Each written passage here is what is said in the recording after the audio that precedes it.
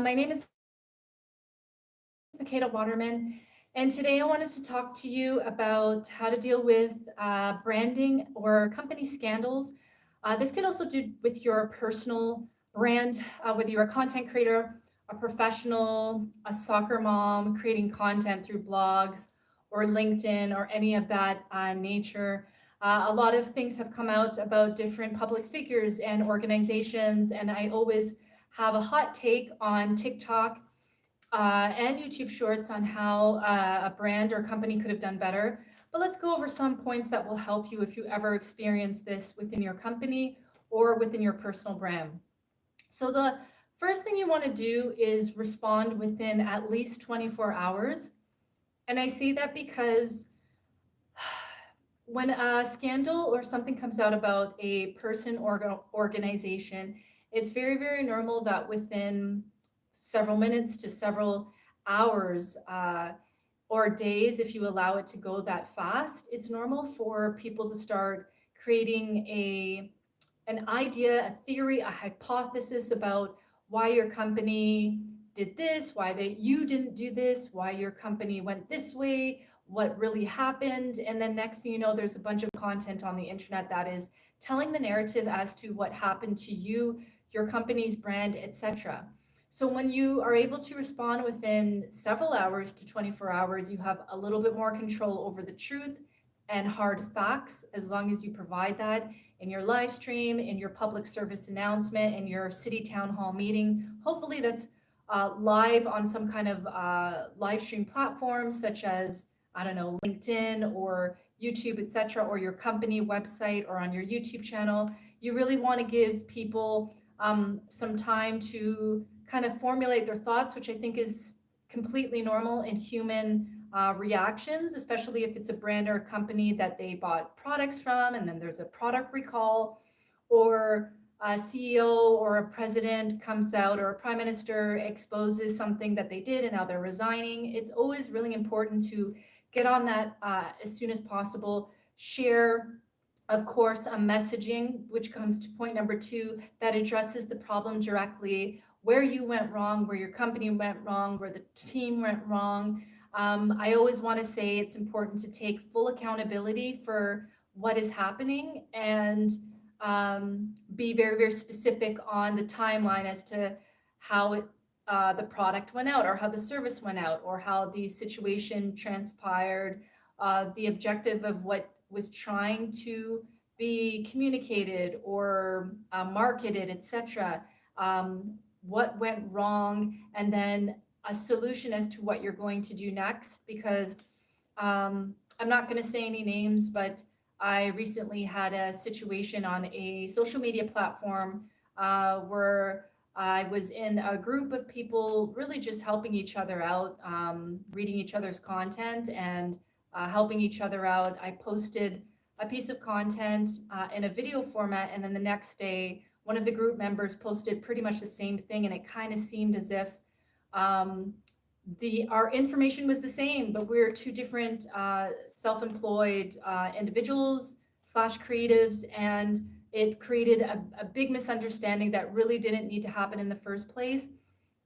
But that particular individual, I will be very discreet about it, that particular brand, shall I say, didn't necessarily take accountability for what happened, and just kind of stated a bunch of stuff that didn't really clear the air as to what specifically happened on that day. It made me feel uncomfortable, and I backed out of an opportunity as a result of that. So you always want to take accountability if it's your team who made a mistake, if it's your business partner who made a mistake, if it's your husband, your wife, your employees, accounting, etc. Never ever divulge, never digress from accountability, especially if you are the spokesperson of the organization or you are a part of the project. You always want to claim that even though an employee made a mistake, even though somebody in product design accidentally added a little button or a clip that caused an entirely big situation to happen, take accountability. Don't point fingers at the team. Don't point finger at other people. Your brand is your entire team, down to how customers and potential prospects feel about your products and service. So keep that in mind. Always have empathy and sympathy and compassion when you're explaining the situation and the turn of events of how people are reacting to this particular information that came out, a product or a design that wasn't what it said on the box.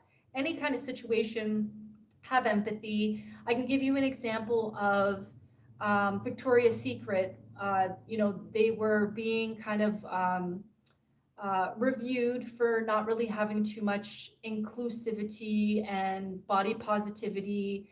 All the models, even though there was diversity near the end before their popularity to fame kind of started to fizzle out, there was diversity, but there was not enough inclusivity. And that's when Rihanna's Savage X Fenty, I believe, or Fenty line came in and kind of stole the show with that. When they interviewed Victoria's Secret's chief marketing officer, instead of him having more of compassion and saying, well, the world is changing. Maybe our company has been kind of doing the old way of doing things. Rihanna really does have a point. Maybe we'll merge with her or connect with her and see what marketing points or vision points for the brand that she's using. And maybe we'll implement some of that or do a co-marketing or a co-business project with her. It was really, really a defensive response to people questioning the chief marketing officer at Victoria's Secret, comparing it to Rihanna's exclusivity and diversity brand reputation. And he kind of indirectly said, or directly, I don't verbatim me, but he basically said that he didn't believe that people who are inclusive or broader diverse groups of people would be interested in wearing Victoria's Secret or wouldn't match with the brand. And it was a complete fail and no compassion whatsoever for the fact that America at that time was becoming more diverse and becoming more about LGBT and all this other kind of stuff that were coming out. And it was a fail for the team. I don't know what kind of meeting he had with the head executives, but that's not the kind of response that you want to have when people are questioning why you're running business an old school way of doing it when things are much more modern and your competitors are winning over you. Have compassion, sympathy, and empathy, especially for people who are watching you go live and talk about your mistake, your scandal, your personal brand, something that was exposed, an embarrassing video that came out, photos of you from high school doing crazy things or saying stuff.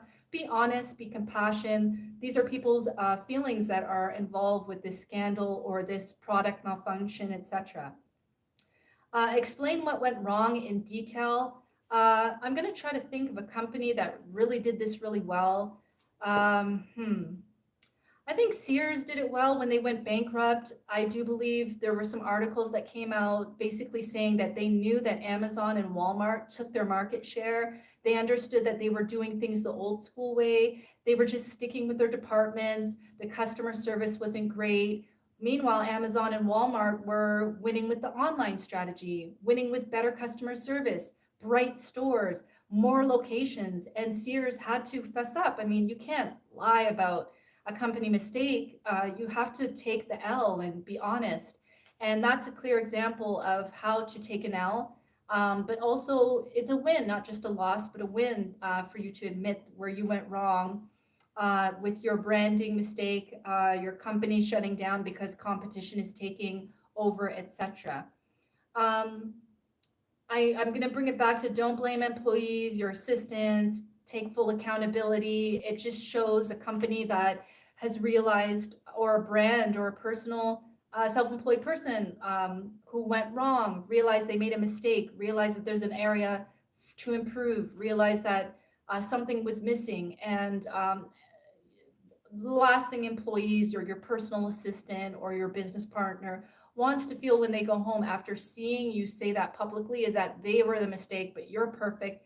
Everybody falls under the brand reputation, from customer service executives to the CEO to workers, the janitor. We can keep going. I think you understand this. And then last but not least, monitor what happens moving forward. So take, for example, you have a product recall on a piece of software because there's a glitch in the system. Maybe it's open to vulnerabilities causing data to be exposed. And maybe one of your developers missed that or your cybersecurity team missed that. Um, Monitor after the public service announcement, after your public apology, make sure to monitor how that product is doing.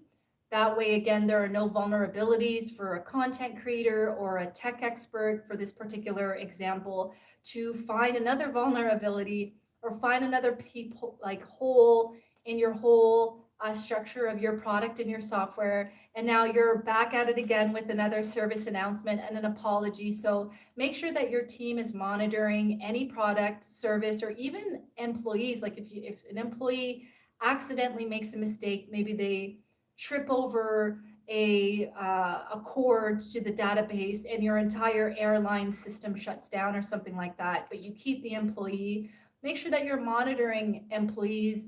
Maybe you're providing them with training on how to better be equipped to walk around the data center or to work with software when managers are not around so that there's not another epic fail where you now have to again come out and make apologies. And I think one really good example of a company that just had to keep coming back out and doing public service announcements was like really Facebook. In so many ways, Facebook kind of did, they had a loss, unfortunately, with not really doing video quick enough before TikTok became successful, not really jumping on creator programs that were providing creators with funds for per views. I find Facebook uh, really got comfortable with their billionaire status, their international known name, and they weren't innovating. And Facebook, again, with the whole privacy data thing and Mark Zuckerberg in court, that was embarrassing. There were just so many fails over the past 4 years with Facebook. And I think there was some mishaps with the way that Mark Zuckerberg really handled situations, and sometimes he seemed a little insensitive or only seemed passionate because things were coming out versus coming out and saying, hey, we made some mistakes, da da da da da, this is what we're moving forward. We see other apps taking initiatives and responsibilities to do their due diligence on protecting people's data. So never let a content creator, an expert, an influencer come out and say something about your product before you have an opportunity to catch it.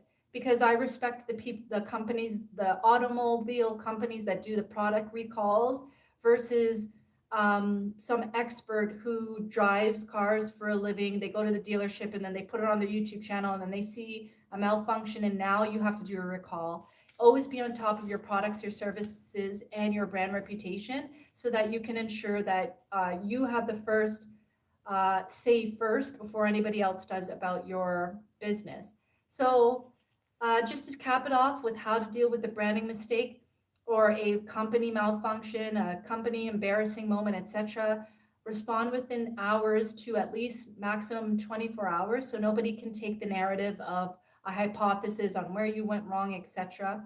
Craft a messaging that addresses the problem, a solution, have compassion and empathy. Take accountability. Don't blame assistants. Don't blame your employees. Don't blame your business partner. Take full accountability for what happened, whether you were fully aware of this product malfunction or what was going on internally with your team or not. And monitor moving forward as well. And last but not least, a little tidbit for the next few minutes for you. Make sure that you do like a question and answer session or a town hall meeting, which basically means once you do your announcement or your live stream that you made the mistake and you see where you went wrong and you have a solution as to how you're going to do it, do an additional question and answer session with your customers, with audience members. Even if you get the most clever questions that you're not expecting and you feel insulted, maybe your PR rep, maybe your employee, maybe you as the owner feel insulted by some of the questions that are coming at you. But this is the name of the game in this day and age with social media and everything else like that. It's not like back in the days where there was no social media and CEOs can literally like get away with it, or they'd be questioned leaving their office buildings, but they are like they run, they basically scoot out and they're in their limousine and they don't have to answer to anybody attitude. This is a new day where people are expecting you to have answers, expecting you to admit where you went wrong. Things happen. People make mistakes, employees make, executive, business owners, influencers, you name it. We're all human beings. We're all doing our best with what we know. And these are the 6 ways to go ahead and improve your name, your reputation, if something comes out about you and your company. If you have any questions about this, leave it below in the comments. And if you have any suggestions on my next live stream for next week, let me know. As you know, I cover a lot about marketing and branding from a personal perspective. The reason why I share celebrity and public figure news is just to give you examples of where companies went wrong, where people are doing well, and how you can apply it to yourself, whether you think you can or not. Thank you so much for watching. Take care, stay safe, and we'll chat soon, hopefully in next week's live stream. Bye.